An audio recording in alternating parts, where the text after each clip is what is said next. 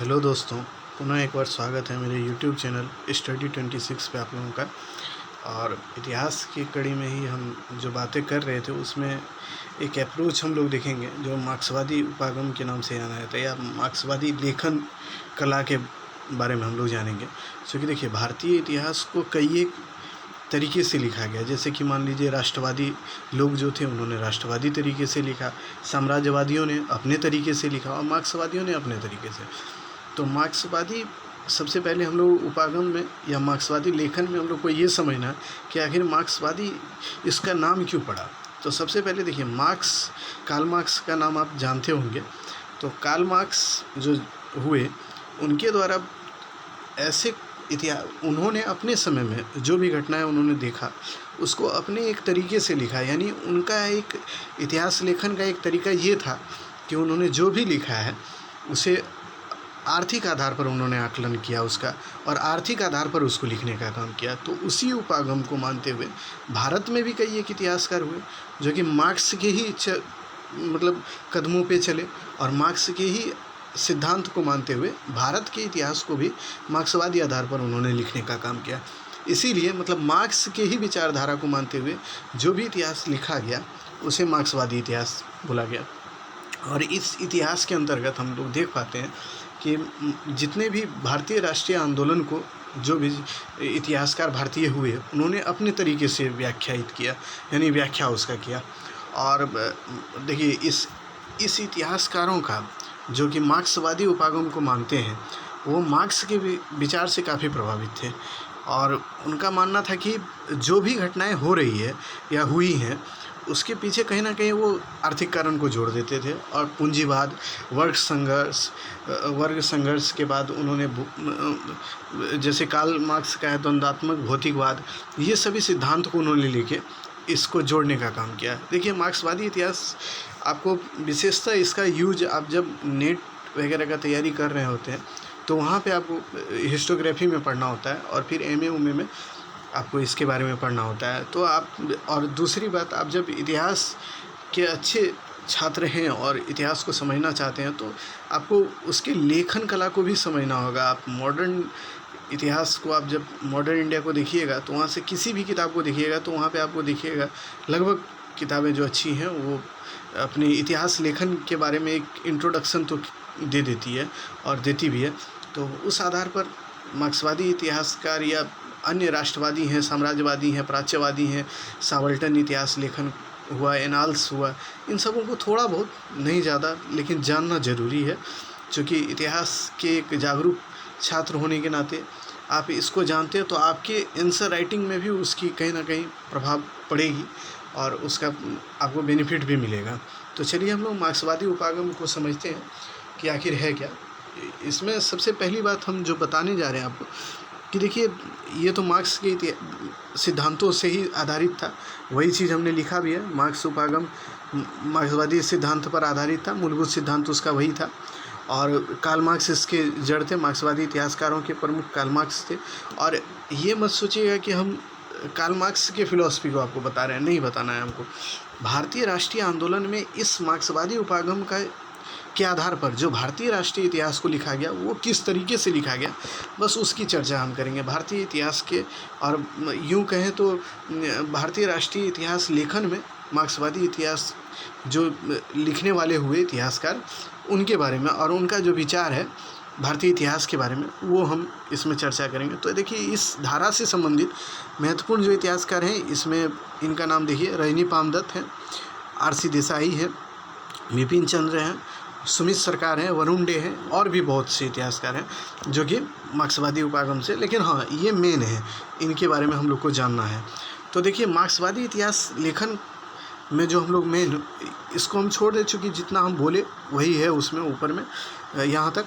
और फिर इन 4-5 नामों को आप ध्यान रखिए कि रजनी पामदत्त हैं, आर.सी. देसाई हैं, विपिन चंद्र हैं, सुमित सरकार, वरुण डे, ये सभी मार्क्सवादी इतिहासकार हैं जिन्होंने भारत के इतिहास को मार्क्स अपने तरीके से, यानी मार्क्स के जो भी विचारधारा थे उसके आधार पर जो देखा, यानी इनका मेन मसला यही है कि इन्होंने आर्थिक और पूंजीवाद पर ज़्यादा जोर दिया है। आर्थिकवाद, पूंजीवाद, वर्ग संघर्ष, इस पे इन्होंने ज़्यादा फोकस किया और उस आधार पर लिखा है। चलिए आगे आपको समझ में आता चला जाएगा जब आप इसको देखिएगा कंटिन्यू। तो देखिए, मार्क्सवादी जो है उपागम, वो उपनिवेशवाद को केवल विदेशी शासन मानने के बजाय इसे एक आर्थिक जटिल और सामाजिक आर्थिक संरचना मानता है। इसको विदेशी शासन नहीं मानता है। इसके अलावे भी अगर इसको देखिएगा तो ये सामाजिक आर्थिक, मतलब हम बोल भी रहे थे कि ये अर्थवाद को यहीं से जोड़ना शुरू कर दीजिए आप, और गिनिएगा तो केवल अर्थव्यवस्था पे ही इनका आधारित ये इतिहास को बताते हुए चलते हैं। तो इन्होंने आर्थिक आधार पे भी सामाजिक आर्थिक संरचना इसको माना है। उसके बाद देखिए, भारत में ब्रिटिश शासन का अध्ययन करते समय भी मार्क्सवादी इतिहासकारों ने इसी तथ्य पर ज़्यादा जोर दिया है। तो अगला देखिए, मतलब इसी पर ज़्यादा इनका फोकस भी रहा है कि उन्होंने आर्थिक आधार पर इतिहास को लिखा। वे मानते हैं कि आर्थिक शोषण केंद्रित तथ्य है और उपनिवेशवाद राज्य से इस आर्थिक शोषण के सुगम और प्रभावी बनाने का केवल साधन है। देखिए, इनका जो केंद्र में है वो आर्थिक शोषण को ये रखते हुए कहते हैं कि उपनिवेशवाद जो है राज्य में आर्थिक शोषण को सुगम और प्रभावी बनाने का काम किया है। जो भी भारत में उपनिवेशवाद की स्थापना हुई, इंडिया में जब ब्रिटिश शासन हुआ, तो उसके आधार पर इन्होंने बताया। एक और जहाँ साम्राज्यवादी इतिहासकार, देखिए साम्राज्यवादी इतिहासकार ब्रिटिश शासन को अच्छा बताने के चक्कर में रहते हैं, और राष्ट्रवादियों ने, भारत के जो राष्ट्रवादी लोग हुए, और मतलब राष्ट्रवादी नहीं कहिए, राष्ट्रवादी विचारधारा से प्रभावित जिन्होंने भारतीय इतिहास को लिखा, उन्होंने ब्रिटिश शासन को शोषणमूलक बताया। और अब देखिए, जब मार्क्सवादियों ने लिखा तो साम्राज्यवादी का समझ लीजिएगा कि वो जो ब्रिटेन के लोग जिन्होंने भारत के इतिहास को लिखा, उन्होंने बताया कि ब्रिटिश शासन जो है भारत में कल्याणकारी था। राष्ट्रवादी, मतलब भारत के लोगों ने भारत के बारे में जब लिखा तो उन्होंने बताया कि ये शोषणमूलक था, यानी इसके द्वारा भारत का शोषण हुआ। और मार्क्सवादियों ने जब इसको लिखा, उन्होंने शोषणमूलक तो इसको माना ही, साथ ही साथ उन्होंने ये भी बताया कि शोषण मूलक के साथ साथ होने के साथ साथ ये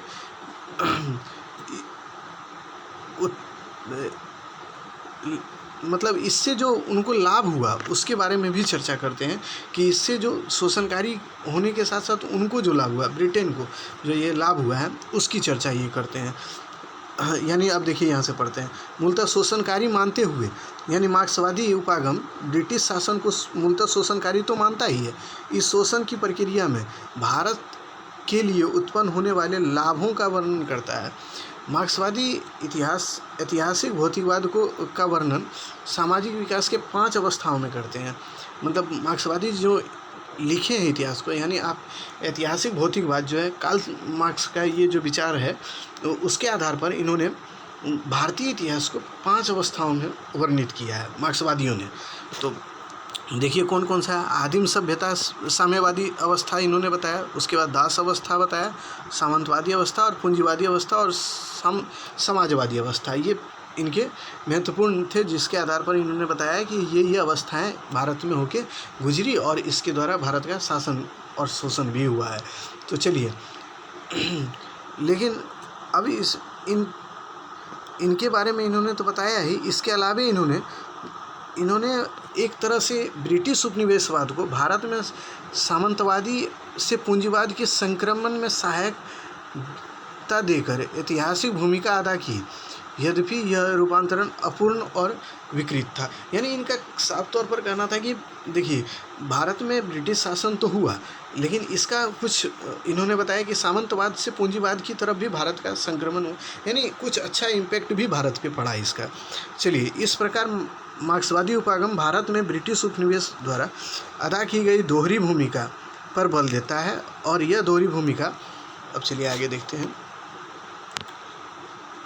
विध्वंस, ये दोहरी भूमिका जो है भारत में उसका अंग्रेज़ों का या ब्रिटेन के शासन का, वो कैसा था, तो ये बोलता है कि भाई वो विध्वंसकारी था और सृजनात्मक था। यानी इससे कुछ नए चीज़ भी भारत में बने, और इससे भारत की जो पहले की चली आ रही व्यवस्थाएं थी वह समाप्त भी हो गई, यानी विध्वंस मतलब समाप्त कर दिया। तो विध्वंसकारी में देखिए क्या है, तो इन्होंने परंपरागत भारतीय उद्योग हस्तशिल्प को नष्ट कर दिया। इन्होंने भारत में ब्रिटिश शासन हुआ, उसने भारतीय परंपरागत उद्योग जो थे पहले से चले आ रहे थे उसको ख़त्म कर दिया, हस्तशिल्प को नष्ट कर दिया, और बड़े बड़े शहरों का भी पतन हो गया इसके द्वारा। तो यानी इनका मानना है, ये जो मार्क्सवादी हैं, कि भारत में ब्रिटेन का शासन जो हुआ इसका दो प्रभाव पड़ा। एक में तो भारत के जो परंपरागत उद्योग धंधे थे वो तो समाप्त हुए ही, उसके अलावा इसका दूसरा इफेक्ट ये हुआ भारत में कि कुछ नए दौर भी शुरू हुए, कुछ नई चीज़ें भी यहाँ बनी, और वो कौन सी हैं ये देखिए। अब देखिए यहाँ पे ब्रिटिश उपनिवेशवाद के 3 चरण इन्होंने बताए हैं, तो वो कौन कौन से हैं। सबसे पहले ये तीनों चरण को देखिए, वाणिज्यिक पूंजीवाद, औद्योगिक पूंजीवाद और वित्तीय पूंजीवाद। तो अब ये तीनों चरण में केवल और केवल शोषण ही भारत का हुआ है। इनके द्वारा कहना है कि भाई देखिए, जो भारत में ब्रिटिश सत्ता की स्थापना हुई इसका 3 चरण भारत में है, और वो है वाणिज्यिक पूंजीवाद, औद्योगिक पूंजीवाद और वित्तीय पूंजीवाद। और इसमें केवल भारत का शोषण हुआ और भारत से इन्होंने केवल और केवल लाभ कमाया।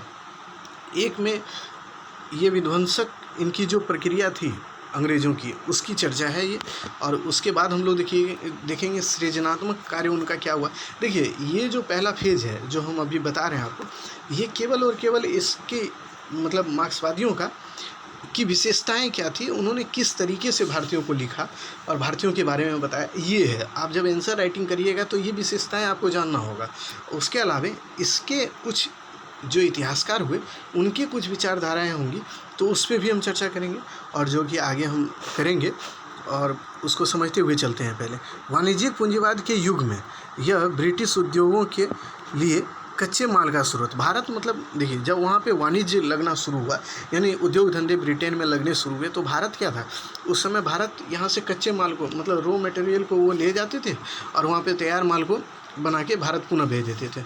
औद्योगिक पूंजीवाद जब अंग्रेज़ों ने शुरू किया, मतलब ब्रिटेन में शुरू हुआ, तो ब्रिटिश उद्योग द्वारा उत्पन्न माल को के बाज़ार के रूप में भारतीयों का यूज किया गया, यानी उत्पादित माल भारत में आया और उसका भारत में ही उसको बेचा जाने लगा।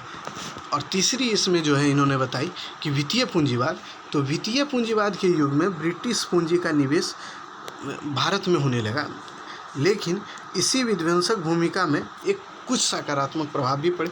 यानी देखिए सीधा सीधी इसको समझिए, वाणिज्यिक पूंजीवाद ऐसा था जिसमें भारत का यूज केवल और केवल उन्होंने अपने वाणिज्य को बढ़ाने के लिए किया, यानी यहाँ से कच्चे माल को ले जाते थे और तैयार माल को लाके भारत के उद्योग में, यानी भारत के बाज़ारों में बेच देते थे, जिससे उनका उद्योग वहाँ पर फला फूला। उसके बाद वित्तीय पूंजीवाद का मतलब ये हुआ कि उन्होंने यहाँ पर कुछ इन्वेस्ट करने शुरू किए, जैसे रेलवे बनाए और भी बहुत सारे। तो अब देखिए, तो इसका कुछ देखिए वित्तीय पूंजीवाद का कुछ सकारात्मक भी प्रभाव पड़ा, जैसे इसने औपनिवेशिक हित के लिए सही औपनिवेशिक मतलब ब्रिटेन के हित के लिए ही सही, अंग्रेज़ों के हित के लिए ही सही, भारतीय कृषि का वाणिज्यिकीकरण किया, जिससे भारतीयों को थोड़ा बहुत लाभ तो हुआ। जमींदारी, रेतवारी, मालवाड़ी जैसी भू राजस्व व्यवस्था के द्वारा भूमि का निजीकरण किया। उसके बाद विनिमय प्रणाली के स्थान पर मुद्रा प्रणाली का शुरुआत हुआ, यानी लेन देन के लिए अब जो है वो विनिमय में मतलब आयात निर्यात या लेन देन में वो अब मुद्रा का भी यहाँ पे शुरुआत कर दिया गया। रेल निर्माण हुआ, उसके बाद सड़कें बनी, टेलीफोन, ये टेलीग्राफ जैसे आधारभूत संरचनाओं का विकास इसी दौर में हुआ, यानी वित्तीय पूंजीवाद के दौर में। उन्होंने ठीक है अपने लिए ही सही, लेकिन इसका आज भी हम लोग यूज कर रहे हैं और आज भी हम लोग इसका प्रभाव अपने समाज में देख सकते हैं और इसकी ज़रूरतों को। तो ठीक है, देखिए आप समझिए कि कोई भी काम हो सकता है एक समय के लिए ख़राब था, लेकिन उसका दूसरा प्रभाव ये पड़ा कि उससे कुछ लाभ भी हुआ। तो ये मेरा नहीं बल्कि मार्क्सवादियों का मानना है कि ब्रिटेन का सत्ता भारत में हुआ तो इसके ये हुए कि विध्वंसक परिणाम ये हुए कि भारत के उद्योग धंधे सब समाप्त हो गए, लेकिन इसका ये भी लाभ हुआ कि भारत में कुछ नई चीज़ें आई, जैसे रेलवे, टेलीफोन, कृषि का वाणिज्यिकीकरण। उसके बाद ये सारे जो नए हम लोग देख रहे हैं तो उनका ही लाना था और उन्होंने ही लाया भारत में। तो चलिए अगले इसमें देखते हैं। अपने साम्राज्यवादी हित की पूर्ति के लिए ही सही अंग्रेज़ों ने भारत की राजनीतिक एकीकरण किया, मतलब उसका केंद्रीकरण किया एक तरह से राजनीति का। तो ये उनका ही अपना हित था। लेकिन आगे देखिए अब क्या होता है। एक सुदृढ़ प्रशासनिक व्यवस्था की नींव डाली, आधारभूत संरचनाओं का विकास किया।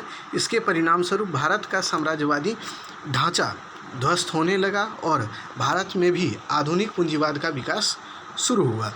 तो ये उनके ही द्वारा किए गए कार्यों की ही वजह से इनका मानना है कि भारत में भले ही इसका परिणाम ये हुआ कि भारत का जो पहले का साम्राज्यवादी ढांचा था वो तो समाप्त हुआ ही, और इसके साथ साथ कुछ आधुनिक चीज़ें भारत में लगने लगी, मतलब इसका शुरुआत भी होने लगा।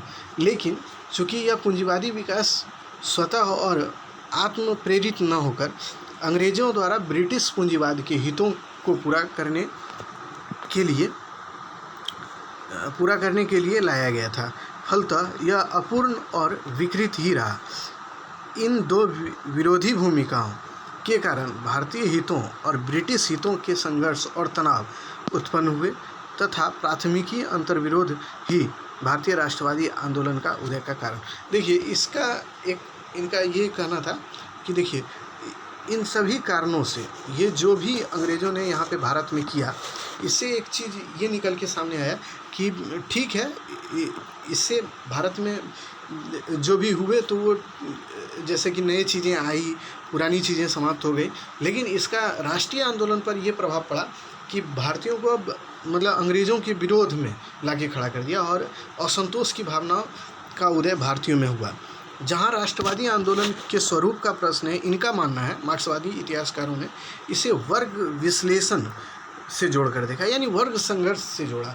इनका मेन मोटिव यही है कि आर्थिक आधार, वर्ग संघर्ष और भौतिक जो है इनका ऐतिहासिक द्वंद्ववाद इनका मेन चीज़ है। भौतिक इन्होंने इस पे ज़्यादा फोकस किया है मार्क्सवादियों ने। तो उसके आधार पर इन्होंने भारतीयों को जो भी लिखा है ये सारी बातें हैं।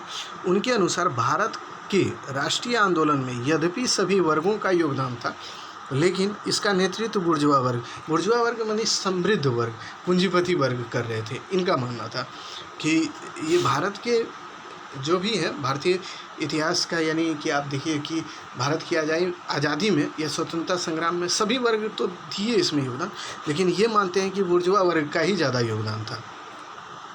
इस प्रकार गांधी सहित कांग्रेस के समस्त नेताओं को ये बुर्जुआ वर्ग का नेतृत्व कर देते हैं, यानी कांग्रेस को ये बुर्जुआ वर्ग मानते हैं, यानी पूंजीपतियों का ये वर्ग इनके द्वारा माना गया है।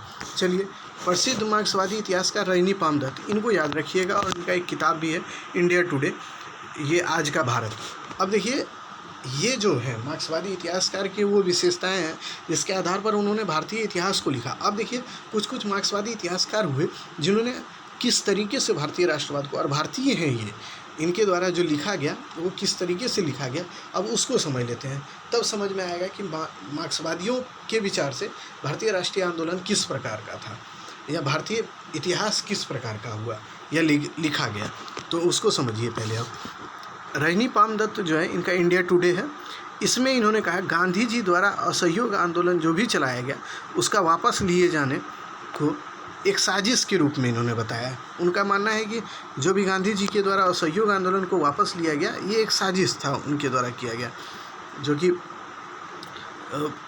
उन्होंने जब देखा है कि उनका मानना है कि गांधी जी को जब लगा कि भाई इससे पूंजीपति वर्ग को कहीं मतलब इससे पूंजीपति वर्ग को कहीं हानि ना हो जाए, इसलिए उन्होंने इस आंदोलन को वापस लिया, यही उन्होंने बताया है। तो चलिए देख लेते हैं एक बार फिर से कि आंदोलन को वापस लिया जाना साजिश उन्होंने बताया, और इनका मानना था कि भारत में पूंजीपतियों के बचाए रखना, मतलब ये मानते थे कि गांधी का मुख्य मोटिव ये था कि वो भारत में पूंजीपति को बचाए रखें, क्योंकि अगर आंदोलन में अधिक उग्रता आ जाती है तो भारत में न केवल ब्रिटिश उपनिवेशवाद की समाप्ति हो जाएगी, बल्कि ये पूंजीवाद और ज़मींदारी का भी समाप्त हो जाएगा। यह ज़मींदारी व्यवस्था जो उस समय थी वह भी समाप्त हो जाएगा अगर उग्र हो जाता आंदोलन तो।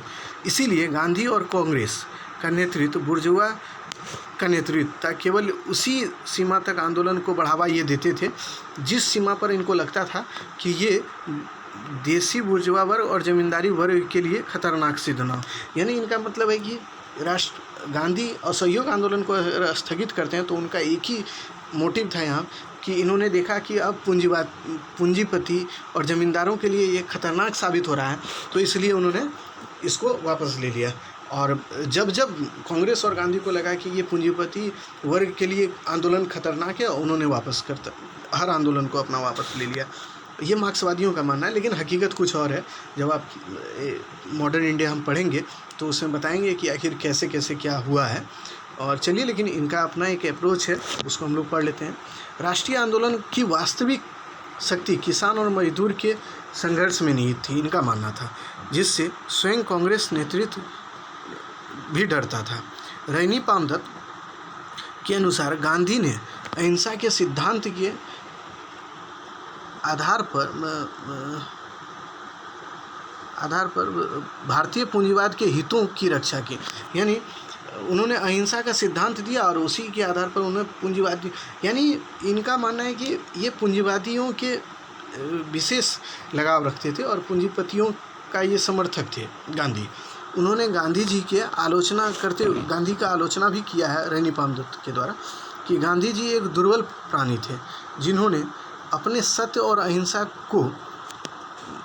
के ढकोसले के द्वारा किसान, कामगार, श्रमिक को बरगलाया। मतलब उन्होंने एक ढकोसला किया कि सत्य अहिंसा का वो सहारा लिए और उसके द्वारा उन्होंने किसानों को, श्रमिकों को इसमें इन्वॉल्व किया, यानी बरगलाने का काम किया। ये गांधी के बारे में रैनी पामदत्त का विचार है। गांधी जी वस्तुतः अनुदारवादी एवं संकुचित तत्वों के प्रतिनिधि थे। उनकी नीतियों के कारण भारतीय राष्ट्रीय आंदोलन पूरी तरह से प्रभावित हुआ और सफलता के अत्यंत समीप पहुंचकर भी मंजिल को प्राप्त नहीं कर पाया। तो ये रैनी पामदत्त का एक स्टेटमेंट गांधी के बारे में था कि गांधी जो है वो पूंजीपति और ज़मींदारों के समर्थक थे, और वो जब जब देखते थे, इनका कंक्लूजन हम एक पेज का बता देते हैं कि वो जब जब देखते थे कि ये आंदोलन उग्र होता जा रहा है तो वो आंदोलन को वापस ले लेते थे। ये इसलिए भी जब उनको लगता था कि ये पूंजीपति और ज़मींदारों के हित के विरोध में है, तो वो आंदोलन को वापस लेना ज़्यादा उचित समझते थे। और रैनी पामदत्त का मानना है कि वो मतलब किसानों और श्रमिकों को बस बरगलाने का काम किया, सत्य अहिंसा का पाठ पढ़ाकर, लेकिन वो हकीकत में पूंजीपतियों के समर्थक थे। ये उनका मानना है। ये देखिए, मार्क्सवादियों का अपना मानना है, तो इसको ध्यान में बस एक अप्रोच को देखिए कि अगर उनका क्या मानना था, तो उस आधार पर हम लोग चलते हैं। फिर देखिए, रैनी पामदत्त का यह भी मान्यता है कि भारत में स्वाधीनता की स्थापना का एकमात्र विकल्प सैनिक विद्रोह है। वो मानते हैं कि सैनिक विद्रोह होगा तभी उसी से भारत को आज़ादी मिल सकता है, जिसके माध्यम से उपनिवेशवाद की प्रवृत्ति पर न केवल अंकुश लगाया जा सकता है, अपितु उसे सदैव के लिए कुचला जा सकता है। उनका मानना है कि अगर सैनिक विद्रोह करते हैं तो उपनिवेशवाद को तो हम समाप्त कर ही देंगे, इसके अलावा उसको मतलब एकदम हमेशा के लिए ख़त्म कर देंगे। उन्होंने गढ़वाल के सैनिक विद्रोह की प्रशंसा की और इसी कारण से प्रेरित होकर मतलब यही व्यवस्था जो है, सैनिक विद्रोह था गढ़वाल का, तो उससे वे प्रभावित थे। उनका मानना था कि ये सही हुआ है। रैनी पामदत्त का मानना था कि गांधी जी ने भारत छोड़ो आंदोलन के समय राष्ट्रवादियों की भावना पर सर्वाधिक कुठारघात मतलब आहत किया भारतीयों के भावनाओं से। दत्त का मानना है कि भारत के सांप्रदायिक समस्याओं के विकास के लिए गांधी जी एवं तिलक को उत्तरदायी ठहराया है। मतलब उनका रैनी पामदत्त मानते हैं कि भारत में जो सांप्रदायिकता का विकास हुआ, यानी भारत का जो आप देखिएगा, यही सांप्रदायिकता के ही विकास के कारण भारत का अंततः विभाजन भी होता है। तो उसमें एक कारण ये मानते हैं कि गांधी और तिलक के द्वारा जो भी कदम उठाए गए, उसके वजह से ही भारत में सांप्रदायिकता का विकास हुआ, और वो इसका एक मेन फैक्टर भी मानते हैं गांधी और तिलक को। चलिए अब देखते हैं अगला। भारत के विभाजन को एक मजाक कहकर उसे भारत के बुर्जुआ वर्ग का अंग्रेजी उपनिवेश के सामने खुला समर्पण माना है। तो रैनी पामदत्त देखिए, उनका एक तरह से भारत ही नहीं, मतलब गांधी पर जो भी टिप्पणी उनके द्वारा किया गया वो जो भी है वो व्यंग्यात्मक है, कि उनका एक अप्रोच था कि गांधी जो है वो भारतीय आंदोलन को वहीं तक ले जाना चाहता था जहाँ तक उनको लगता था कि पूंजीवादी का हित मतलब उससे बचा रह सके। लेकिन जैसे उनको लगता था कि हित उसका खतरे में है तो वो वापस हो जाते थे वहाँ से, या वापस आंदोलन को कर लेते थे।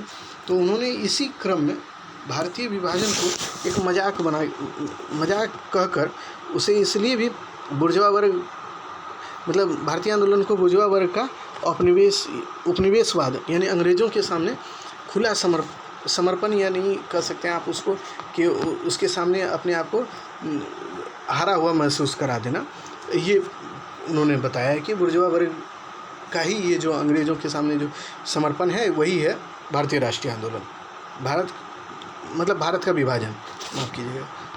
भारतीय स्वाधीनता की स्थापना के लिए वे अंतर्राष्ट्रीय शक्तियाँ द्वितीय विश्व युद्ध के बाद अंग्रेज़ों के दुर्बल स्थिति और भारतीय सैनिकों के असंतोष और विद्रोह को उत्तरदायी माने हैं, और इसका श्रेय गांधी जी और कांग्रेस को नहीं देते। यानी हम पहले भी बोले आपको कि उन्होंने सैनिक विद्रोह और ये जो है श्रमिकों का आंदोलन और कृषकों का आंदोलन ही भारतीय राष्ट्रीय आंदोलन का मुख्य आधार माना। उन्होंने कांग्रेस या गांधी को इसके लिए मेन रूप से जिम्मेदार नहीं माना। लेकिन चलिए, इनकी अपनी विचारधारा थी, आगे देख लेते हैं और क्या है उनका विचार। ठीक, अब देखिए, अब इनका कंक्लूजन हम लोग कर लेते हैं कि रजनी पामदत्त का ये जो विचार है वो कितना सही है। वो देखिए, निसंदेह रजनी पामदत्त ने राष्ट्रवादी की साम्यवादी रूपरेखा को विस्तृत रूप से प्रस्तुत करने का प्रयास किया, लेकिन साम्राज्यवाद, भारतीय राष्ट्रवाद और उपनिवेशवाद के मध्य श्रेष्ठ तारतम्य स्थापित किया और अंग्रेज़ों के अनुदारवादी तत्वों के साथ उनके संबंधों पर खुलकर प्रकाश डाला। परंतु इन्होंने यत्र तत्र तथ्यों को अपनी इच्छानुसार मोड़कर प्रस्तुत करने का काम किया। यानी देखिए, इन्होंने, ठीक है, मार्क्सवादी इतिहास लेखन के ये इतिहासकार हैं, तो इन्होंने अपने तरीके से तो लिखा। गांधी को इन्होंने राष्ट्रीय आंदोलन में उनकी महत्व को उतना महत्वपूर्ण नहीं माना। तिलक को सांप्रदायिकता और गांधी को सांप्रदायिकता के उद्भव के लिए इन्होंने महत्वपूर्ण समझा और बताया। लेकिन इन्होंने जो भी इतिहास, भारतीय इतिहास को है, इन्होंने तोड़ मरोड़ कर प्रस्तुत किया। यानी अपनी इच्छा से इन्होंने जैसा चाहा वैसे उसको लिख दिया। चलिए, अब A.R. देसाई दूसरे जो इतिहास मार्क्सवादी हैं, इनकी पुस्तक का नाम है भारतीय राष्ट्रवाद का सामाजिक पृष्ठधार। ये इनकी पुस्तक का नाम है A.R. देसाई का। इसमें इन्होंने ऐतिहासिक भौतिकवाद का विश्लेषण का आधार स्वीकार करते हुए भारतीय राष्ट्रीय आंदोलन सामाजिक और धार्मिक पक्ष का विस्तृत विवरण दिया है। इन्होंने अपनी पुस्तक जो है भारतीय राष्ट्रवाद का सामाजिक पृष्ठाधार, यानी इनकी एक पुस्तक का नाम है, और A.R. देसाई की, और इसी के आधार पर इन्होंने ऐतिहासिक भौतिकवाद का विश्लेषण करते हुए, हम बताए हुए थे कि मार्क्स की विचारधारा में ऐतिहासिक भौतिकवाद है, वर्ग संघर्ष है, द्वंद्वात्मक भौतिकवाद है, ये सभी उनके विचार के ही अंग हैं। और उसी को मानते हुए मार्क्सवादियों ने जो लिखा है उसी में ऐतिहासिक भौतिकवाद को A.R. देसाई मानते हुए, आधार बनाते हुए, उन्होंने भारतीय राष्ट्रीय आंदोलन के सामाजिक और धार्मिक पक्ष का विस्तृत विवरण दिया है। अतः इसे सच्चे अर्थ में मार्क्स का अनुयायी कहा जा सकता है। इन्होंने मार्क्स के ही विचार पर इसको लिखा, इसीलिए इनको मार्क्सवादी माना जाता है सही अर्थ में। वे रजनी पामदत्त से प्रभावित थे और उन्हीं की पद्धति को लेकर उन्होंने अपने लेख को लिखने का काम किया। ये उनके विचार थे A.R. देसाई। तो मेन इसमें ये याद रखिए कि भारतीय राष्ट्रवादियों, ये इनकी जो बुक है भारतीय राष्ट्रवाद का सामाजिक पृष्ठाधार, और इसी में इतिहास, इन्होंने जो सामाजिक और ये धार्मिक इतिहास जो है भारतीयों का, उसको लिखने का, राष्ट्रीय आंदोलन का, उसको इन्होंने लिखने का काम किया है, जो कि मार्क्सवादी तरीके से। बस इसका और विशेष ज़्यादा इसमें विवरण करने की आवश्यकता नहीं है। और विपिन चंद्र पाल, जो कि भारत में आर्थिक राष्ट्रवाद का उदय एवं विकास, इनकी बहुत ही महत्वपूर्ण किताब है। जब आपको समय मिले और जब अच्छे आपको बुक पढ़ने हो तो इस बुक को ज़रूर पढ़िएगा, विपिन चंद्र पाल की। और भारत में आर्थिक राष्ट्रवाद का उदय और विकास, ये बहुत अच्छी किताब है। तो चलिए, इन्होंने इसमें भारतीय राष्ट्रीय आंदोलन के आर्थिक पक्षों का, यानी आर्थिक आधार पर भारतीय राष्ट्रीय आंदोलन को लिखने का काम किया, यानी भारत का कैसे कैसे। ये किताब सच में बहुत अच्छी है, इसको आप पढ़ें। इस पुस्तक में उन्होंने यह दिखाने का प्रयास किया कि किस तरह भारतीय राष्ट्रीय नेताओं जैसे दादा भाई नौरोजी, महादेव गोविंद रानाडे, गोपाल कृष्ण गोखले जैसे नेताओं ने ब्रिटिश आर्थिक शोषण के विरुद्ध में प्रतिक्रिया प्रकट की और भारत में ब्रिटिश शासन की रोमानी धारणा जो का खंडन किया। ये नेतागण विद्वान एवं दार्शनिक थे जो चिंतन में निर्देशित होते थे, महज स्वार्थों से नहीं। लेकिन इनका यह अर्थ नहीं है कि ये लोग कोरे सिद्धांतवादी थे। ये सभी के सभी व्यवहारवादी थे तथा राष्ट्र के हित में समर्पित थे। बिपिन चंद्र ने यह दिखाया है कि इन नेताओं राष्ट्रीय आंदोलन पर अमिट छाप छोड़ा जिसके लिए सारा भारत उनका ऋणी। यानी इन्होंने जो है गोपाल कृष्ण गोखले, महादेव गोविंद रानाडे और दादा भाई नौरोजी, इनके द्वारा आप देखिएगा भारतीय राष्ट्रवादी जो ये लोग, तो आप भारत के इतिहास में जब हम लोग मॉडर्न इंडिया पढ़ते हैं तो इनमें तो इनका योगदान है ही। इसके अलावा इन्होंने आर्थिक, जो भारत के राष्ट्रीय आंदोलन में आर्थिक राष्ट्रवाद के उद्भव का जो मेन मोटिव आप देखिएगा तो इनका बड़ा ही योगदान रहा। इन्होंने आर्थिक आधार पर मतलब अंग्रेज़ों के द्वारा आर्थिक रूप से भारत का जो शोषण किया जा रहा था उसका खुलकर इन्होंने लिखा उसको, जिससे भारत में आर्थिक राष्ट्रवाद का उद्भव हुआ। और इसके बारे में इन्होंने बहुत ही अच्छे तरीके से अपनी बुक में लिखा है। मतलब आर्थिक राष्ट्रवाद का उदय और विकास जो इनका है बिपिन चंद्र का, उसको एक बार देख लीजिए। या नहीं तो फिर मतलब जो भी है उस आधार पर उन्होंने आर्थिक शोषण को ही भारतीय राष्ट्रीय आंदोलन का मेन केंद्र में रखकर उन्होंने लिखा है। अब चलिए आते हैं सुमित सरकार पे। सुमित सरकार इन्होंने अपनी पुस्तक बंगाल में स्वदेशी आंदोलन 1903 से 1908 में अपने विचार का प्रदर्शन करते हुए लिखा है कि स्वदेशी आंदोलन केवल भद्र लोग तक ही सीमित रहा और जन आंदोलन का स्वरूप ग्रहण करने में उसे सफलता प्राप्त नहीं हुई। यानी इनका मानना है कि जो स्वदेशी आंदोलन था ये भद्र लोग यानी अपर जो मतलब पढ़े लिखे लोगों तक ही सीमित रहा और इससे सफलता भारत को मिला भी नहीं। ये तो ठीक ही बोल रहे हैं, चूँकि देखिए, लेकिन एक चीज़ है कि स्वदेशी आंदोलन में सबसे पहले महिलाएं या मतलब इसमें जनाधार भारत का पहली बार बड़ी संख्या में उभर के आया और उन्होंने अंग्रेज़ों का विरोध किया, विदेशी वस्तुओं का विरोध किया। तो इनका अपना अप्रोच था कि भाई स्वदेशी आंदोलन जो है ये भद्र मतलब शिक्षित लोगों का आंदोलन था, लेकिन इससे भारत को स्वतंत्रता नहीं मिला। ये तो सही है कि भारत को स्वतंत्रता तो नहीं मिला, लेकिन उसने कहीं ना कहीं भारत में राष्ट्रवाद के उदय में एक महत्वपूर्ण भूमिका निभाई। जो कि आप देखिएगा गांधी जी का भी स्टेटमेंट इस पे है कि सच कहिए तो भारतीय राष्ट्रवाद का उदय तो यहीं से शुरू हो जाता है, स्वदेशी से ही। और भारतीय लोग घरों से निकलना प्रारंभ जो है विशेष तौर पर अधिक संख्याओं में, और महिलाएं भी तो यहीं से शुरू करती हैं। तो इसलिए इसका एक स्वदेशी आंदोलन का एक अपना महत्व है। लेकिन सुमित सरकार का ये विचार है, तो खैर अपना विचार सबका होता है, तो चलिए उसको भी देख लें। बिपिन चंद्र और सुमित सरकार के अतिरिक्त भारत के स्वाधीनता आंदोलन के अन्य प्रमुख लेखक अमलेश त्रिपाठी हुए, वरुण डे हैं, जिन्हें भारत सरकार ने स्वाधीनता संग्राम शीर्षक के नाम से पुस्तक लेखन का दायित्व दिया था। तो ये दो और इतिहासकार अमलेश त्रिपाठी हुए और वरुण डे, ये दो और भी इतिहासकार हैं जो कि मतलब मार्क्सवादी हैं और उनको भारतीय सरकार के द्वारा इसके लिखने के लिए मतलब भारतीय इतिहास को लिखने का दायित्व सौंपा गया था। तो चलिए ये ठीक है। अगला अब लगभग हमको लगता है ख़त्म होने ही वाला है। इन्होंने अपनी पुस्तक, वरुण डे और अमलेश त्रिपाठी जो है, अपनी पुस्तक में अत्यंत बुद्धिमत्ता और मार्क्सवादी पद्धति का अनुसरण करते हुए राष्ट्रवादी आंदोलन का कम से कम पृष्ठों में श्रेष्ठ और संतुलित इतिहास को लिखा है, वर्णन किया है। इनके वरुण डे और अमलेश त्रिपाठी की जो बुक है उसमें राष्ट्रवादी आंदोलन के सही अध्ययन के लिए यह ग्रंथ अत्यंत महत्वपूर्ण है। तो यानी देखिए, एक सिरे से आप किसी भी इतिहास लेखन को अस्वीकार नहीं कर सकते।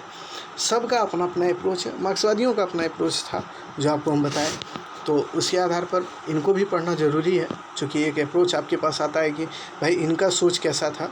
और हमें लगता है कि हर स्टूडेंट जो पढ़ने वाले हैं उनको हर तरीके का ज्ञान लेना चाहिए और हर सबों के विचार को जानना चाहिए और उसके बाद एक अपना संतुलित विचार बनाना चाहिए। तो ये ज़रूरी है। चलिए अब इसका हम लोग एक तरह से निष्कर्ष को देख लें। मार्क्सवादी इतिहास लेखन की सबसे बड़ी कमी उसका एक पक्षीय विश्लेषण है। ये बात तो सही है। इन्होंने आर्थिक तत्व पर इतना जोर दिया है, बल दिया है कि उनका विश्लेषण आर्थिक अतिवादी की सीमा पार कर जाता है। गांधीवादी नेतृत्व को बुर्जुआ नेतृत्व की संज्ञा देकर मार्क्सवादी इतिहास ने राष्ट्रीय आंदोलन की गरिमा और विरासत को अत्यंत ही निम्न स्तर पर पहुँचा दिया। देखिए, ये कहते हैं कि गांधी जो बुर्जुआ वर्ग का समर्थक थे या बुर्जुआओं के लिए ही उनका काम हुआ, तो ये गलत भी है, क्योंकि उनका जब राष्ट्रीय आंदोलन में आप देखिएगा तो गांधी का एक अपना अप्रोच रहा। उन्होंने सभी वर्ग को एक तरह से एक विस्तृत तौर पर देखिएगा तो उन्होंने फील्ड में लाने का काम किया और उनका जो आंदोलन जो भी चला उसमें जनाधार बहुत बढ़ते चले गए। अंत तक असहयोग आंदोलन से शुरू होके ये सविनय अवज्ञा आंदोलन और भारत छोड़ो आंदोलन में देखिएगा दिन प्रतिदिन उनका जनाधार बढ़ा। और इसमें ये नहीं है कि केवल बुर्जुआ वर्ग थे, इसमें सभी तबके के लोग थे, महिलाएं भी थी, पुरुष भी थे, सभी तरह के छात्र भी थे। ये सभी लोगों ने भाग लिया और मार्क्सवादियों ने आर्थिक आधार पर इतिहास को लिख के और अपने आधार पर उन्होंने तोड़ मरोड़ कर प्रस्तुत किया। लेकिन हाँ, कहीं कहीं कुछ मार्क्सवादियों के विचार सही भी हैं। तो ये मेन जो था, ये मार्क्सवादियों के बारे में हम लोगों को जो पढ़ना होता है, मार्क्सवादियों के विचार क्या थे नहीं थे, तो वो हम लोग पढ़े। और इसके अलावे हम अब देखेंगे कि अगर हमारे पास साम्राज्यवादी और राष्ट्रवादियों के द्वारा किस तरह इतिहास को लिखा गया, उसको अगर हम पढ़ लेते हैं तो शायद मतलब भारतीय इतिहास की बहुत ठीक ठाक एक समझ हमारे पास होगी कि आखिर हर इतिहास लेखन में जो इतिहासकारों के द्वारा भारतीयों के इतिहास को लिखा गया, उनको किस तरीके से लिखा गया और कितना महत्व देकर लिखा गया। तो वो हम लोग अगले लेक्चर में देखेंगे। तब तक के लिए धन्यवाद मेरे साथ जुड़ने के लिए। चलिए।